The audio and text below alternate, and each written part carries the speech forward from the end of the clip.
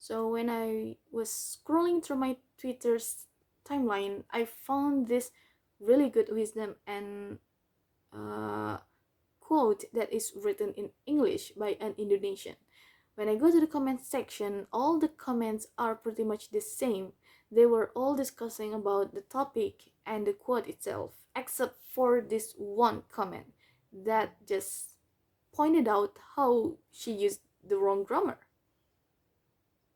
For us, it might seem like just one of context comment that is written by a stranger, but not for her. Maybe she will not use English anymore in her post. That is one example of how Linguicism Act is happening in social media, especially in Indonesia. Linguicism itself is defined as structures, ideologies, or practices that is used to reproduce an unequal division of power between groups which are defined on the basis of language.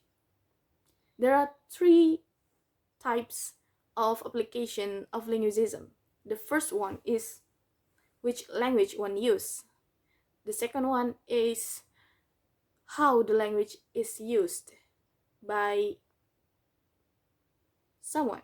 And the third one is which language that one can use or don't know or one is not confident in. The third one is really fits the situation of the example that I've mentioned before. Now linguicism happens everywhere.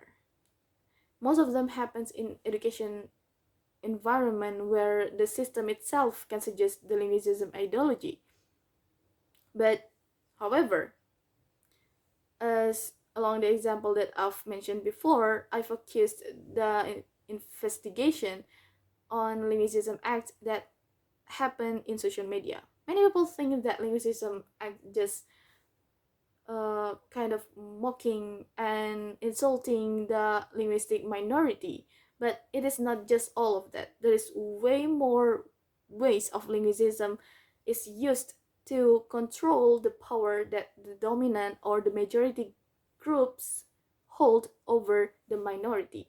Therefore, my research is aimed to reveal and investigate what types and kinds of linguicism that happen in social media and how it is used to maintain the power that the dominant group used over the subordinate groups. And by doing the research, I hoped that Linguicism Act wouldn't happen anymore, or at least not be normalized in our society.